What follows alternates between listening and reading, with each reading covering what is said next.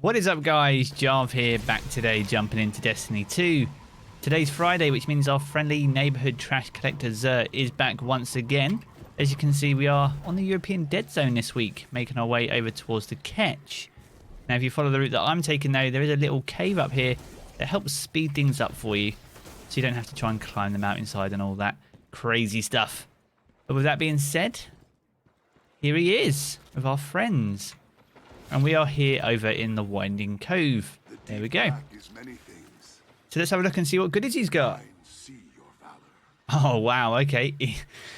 Here we go then. So we've got the exotic Engram. So if your collection is incomplete, at least you can fill it out by providing this Engram to your inventory. It will provide a guaranteed exotic for any that you're missing. And if you have a full inventory already, it will provide a random piece of exotic armor instead, hopefully with some higher stat rolls than you have already. If you don't have enough legendary shards, you can use an exotic cipher for this, and if you don't have one of those, you can earn it from this quest down here.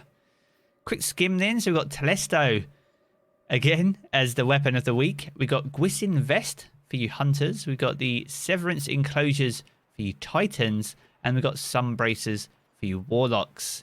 Telesto then. Unplanned reprieve. So fusion projectiles attach and detonate with a delayed void blast. It also has Harbinger's Pulse, where multi-kills with the weapon immediately reload your equipped kinetic and energy weapons from reserves.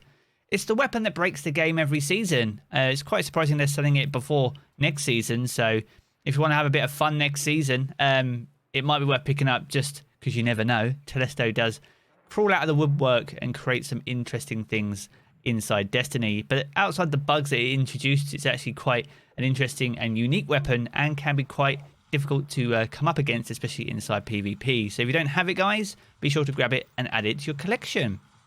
GWISIN vests for your hunters. We've got the solar affinity, 61 stat, although the distribution is quite good between mobility, recovery and intellect there. We've got the armor's perk, where each spectral blade kill you make before going into stealth will restore more of your super energy.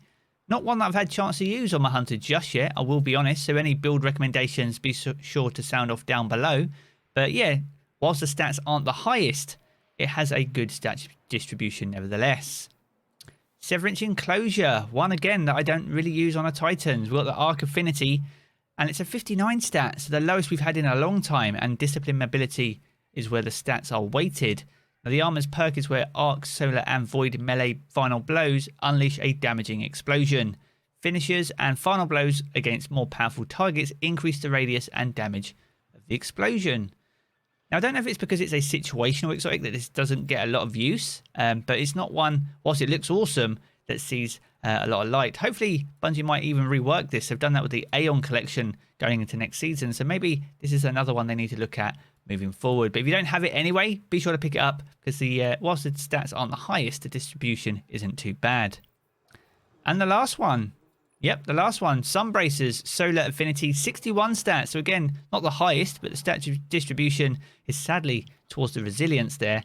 So the armor's perk, it increases the duration of solar grenades, and solar melee kills grant unlimited solar grenade energy for a brief time.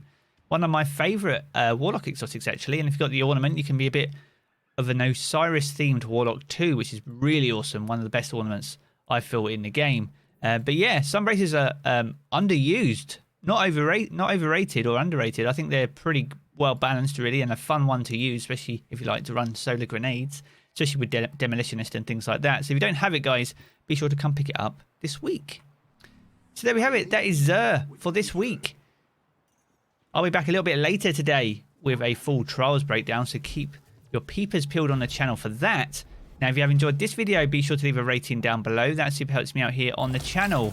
And if you are new here, I want to keep up to date with latest Destiny 2 content, then be sure to hit subscribe as well.